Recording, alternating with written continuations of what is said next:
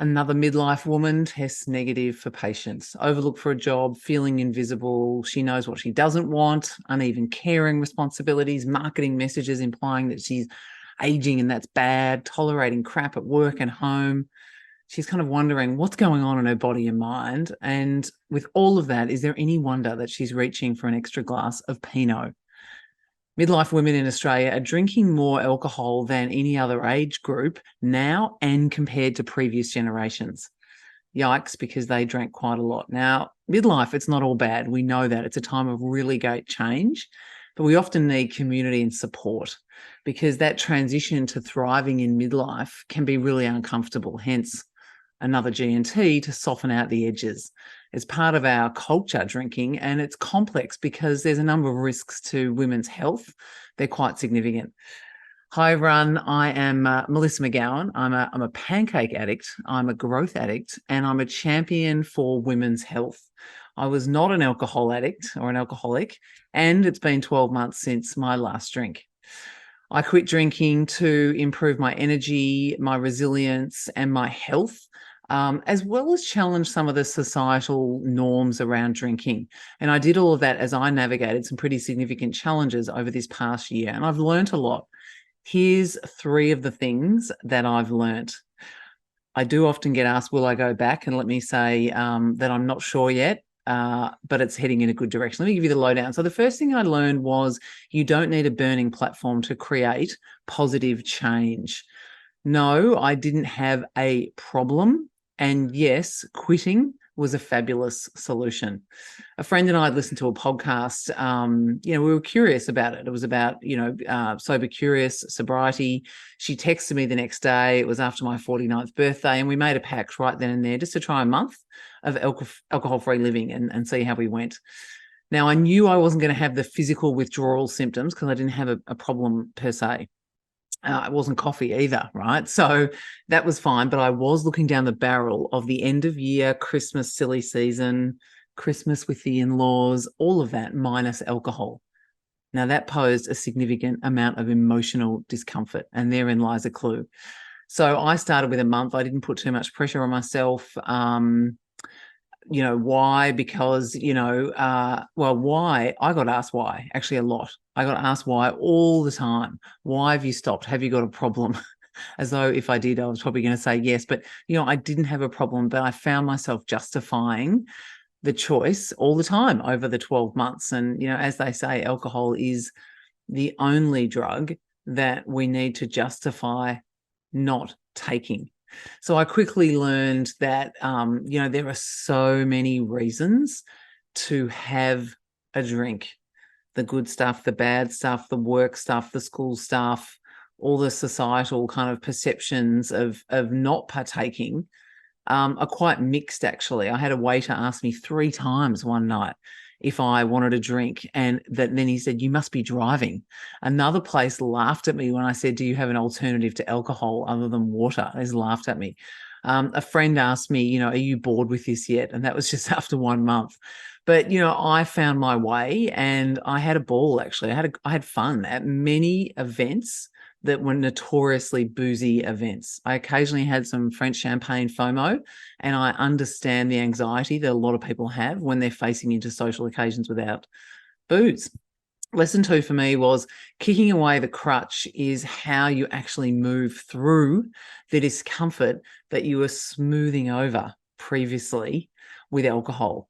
So, until it was gone, I didn't really realize that, I was using alcohol in that way, like as a reward, as a softener. Even just a few glasses a week was enough and is enough to soften out the edges of life's, particularly midlife's challenges, parenting, caring, career, relationship, health, finances, the works, right? And we personally had tough years as a family. And without alcohol, I was thrust right into a greater level of discomfort and really forced to face what wasn't working and find some other healthier ways to support myself emotionally, to build that, psychological resilience. And I did that through movement, through connection with other great humans, through self-compassion, fulfilling work, cold water swimming, all the things, right, that bring joy and help with emotional regulation. What was interesting is that I noticed that without alcohol, without that crutch, I feel everything more: caffeine, sugar, life, but I also feel a lot more calm. I'm more grounded, and I'm certainly more energized. I have a lot more energy to dedicate to other things.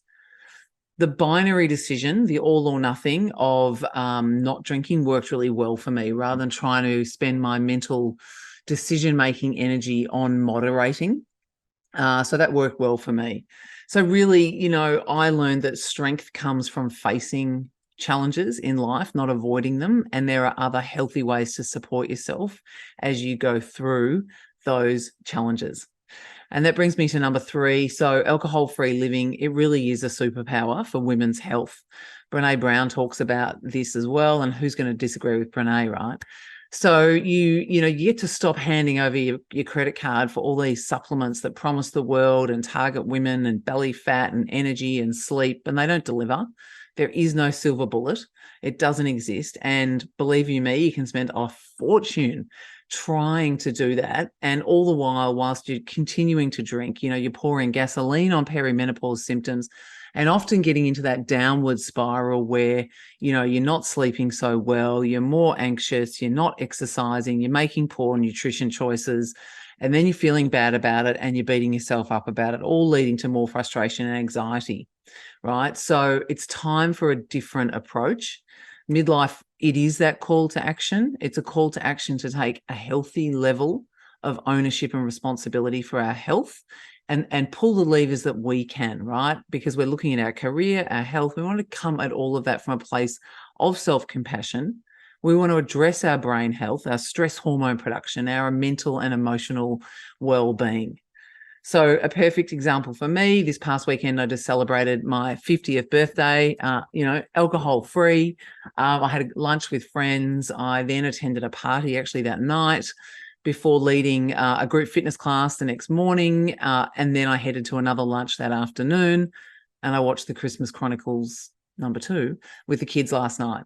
Like, all of that I couldn't have done before with a few drinks. I had better energy. I'm sleeping better. My hormone situation is great. It's been good for weight loss, inflammation, mental sharpness, all of those things. Like, not having a hangover is just a pure joy. And for me, actually, it's been less about weight loss. It's been more about how I can reinvest that energy into the things that bring me joy.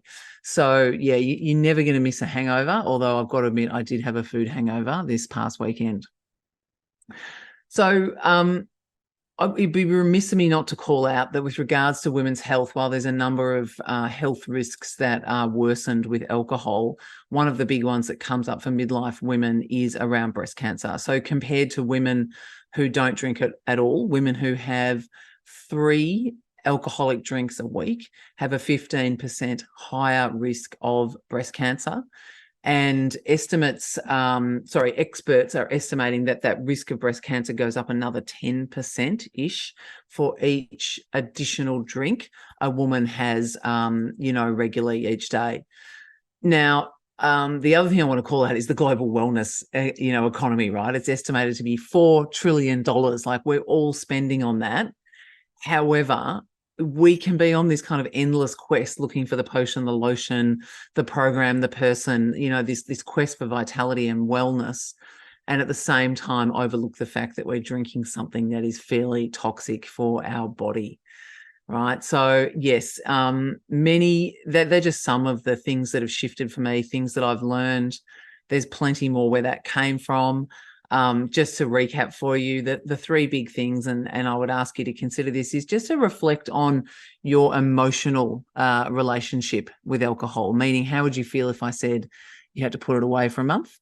How's that dependence? What are the healthy habits that you have in your life, or you could have, to help you manage stress? Because just like giving up alcohol is hard if you don't have some nice alternatives to replace it with, so is managing stress. But being honest about whether alcohol is really helping with stress or making it worse is a good place to look. Anxiety comes up here a lot. And then, recognizing that prioritizing our health is actually a privilege and an investment. It's not a sacrifice. And I've really continued to step into that. So the ROI, in my experience, for an alcohol-reduced or an alcohol-free lifestyle is very high, and it's very much an empowering choice. You can still have fun without alcohol, I promise.